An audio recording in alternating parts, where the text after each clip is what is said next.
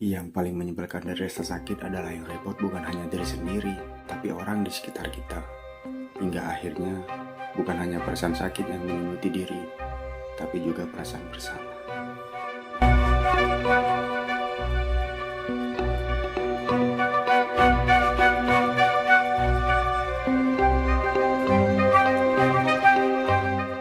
Beberapa hari yang lalu, saya bertemu dengan teman lama saya.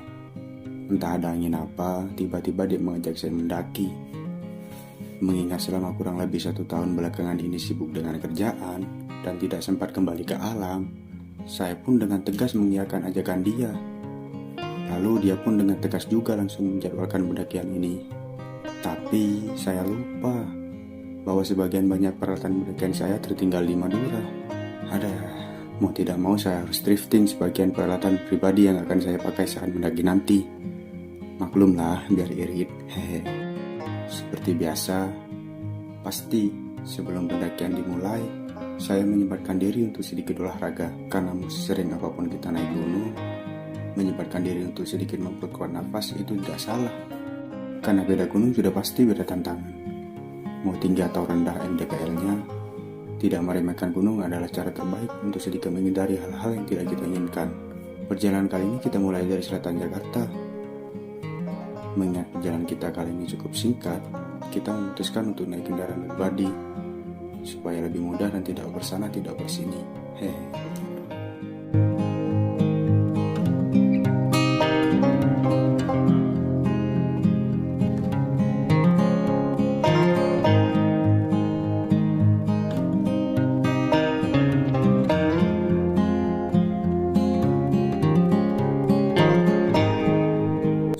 Beberapa jam kendaraan kita mengurus jalan, tibalah kita di base camp pendakian Gunung Gede Pangrango Via Putri.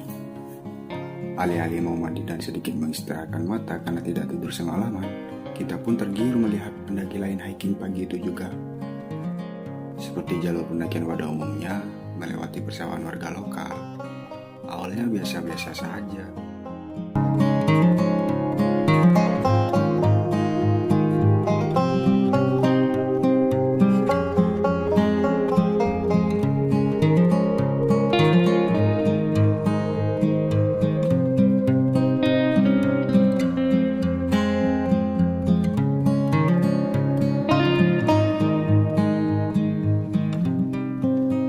Setelah kita memasuki pintu rimba, disitulah mental dan fisik kita seperti dihajar habis-habisan. Dari pos 1 ke pos 2 kita masih aman-aman saja.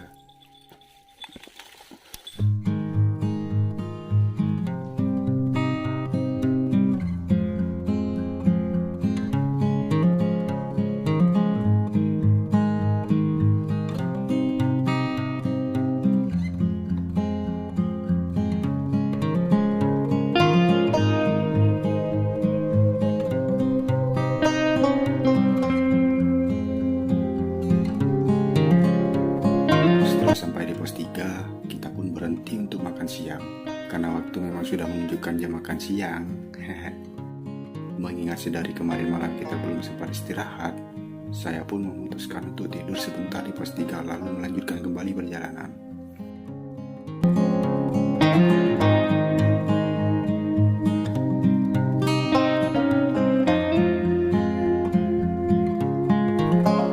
Dari pos 3 hendak ke pos 4, di perjalanan tiba-tiba kaki saya kram.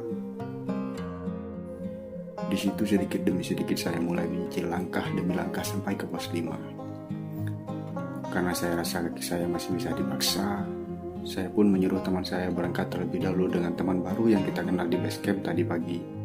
Biar saya menyicil langkah, ucap saya.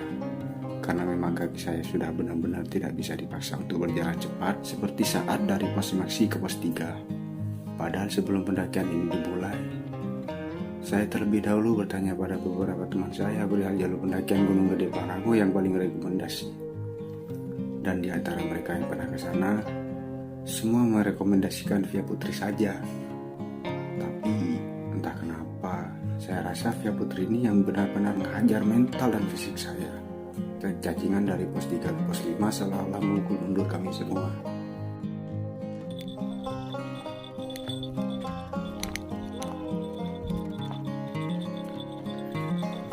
Akhirnya boy. Sampai di pos 5, kami pun istirahat dan sedikit membantu UMKM warga lokal yang mendirikan warung di pos 5 di Surya Kencana. Setelah dirasa kaki dan perut sudah aman, kami pun melanjutkan perjalanan mencari tempat nyaman untuk mendirikan tenda.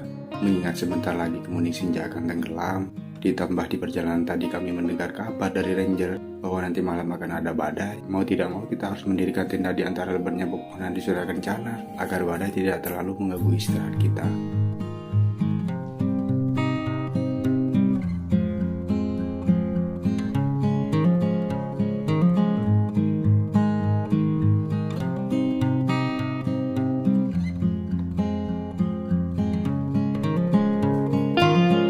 Setelah ketemu tempat yang pas, kami pun segera mendirikan tenda.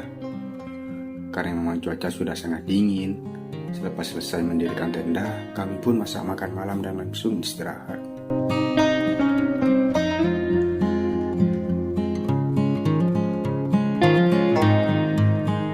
Seperti kebanyakan pendaki pada umumnya, rencana hanya tinggal rencana. Yang awalnya hendak sampai jam 4 pagi, malah bangun jam 6. Kami pun sedikit mengisi perut lalu summit jam setengah 8 pagi. Ada-ada.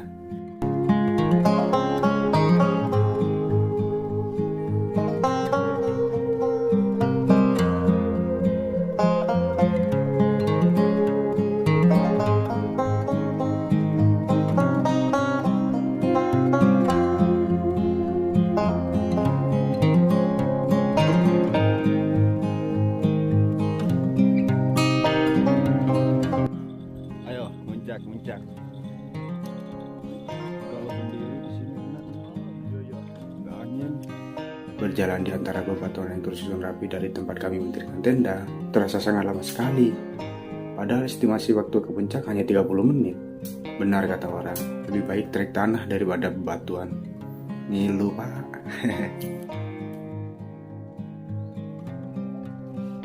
Muncak.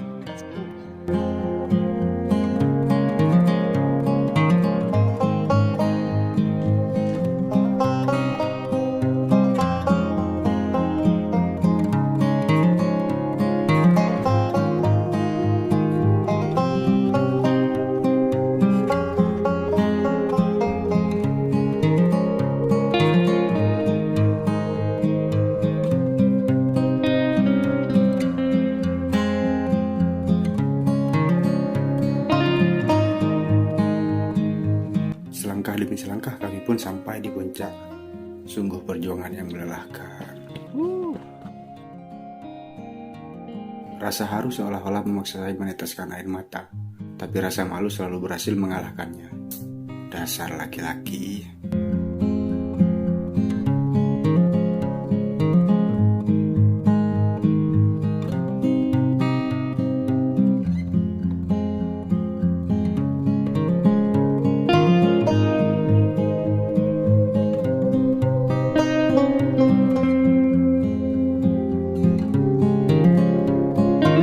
Setelah dirasa selesai bercengkrama antar pendaki, mengabadikan gambar dan santai sembari menghabiskan logistik di puncak, kami pun bergegas turun.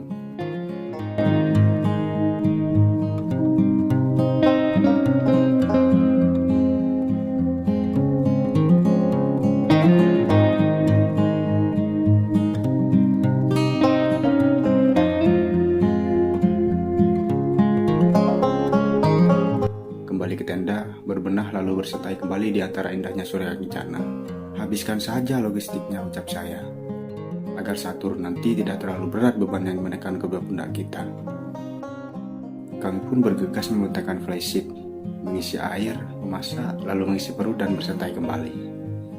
Menikmati mahakarya Tuhan yang sangat indah di depan mata.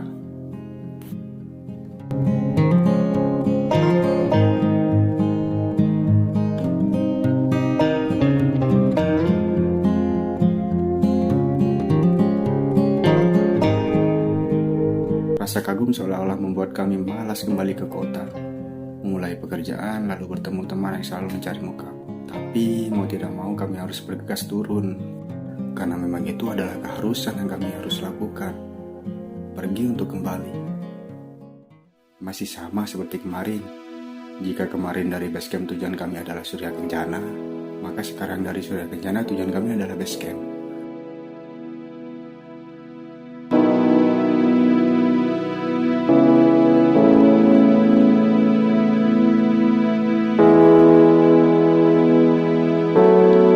Karena memang kami mendaki hanya 2 hari 1 malam, kami pun bergegas melawan malas lewati trek cacingan yang kami lewati kemarin. Mendengar suara motor, obrolan warga desa, anak-anak kecil membuat kita sadar bahwa hal-hal sederhana pun bisa membuat kita bersyukur. Dan benar saja, perjalanan ke Gunung Gede Pangrango membina mental dan menganiaya fisik saya.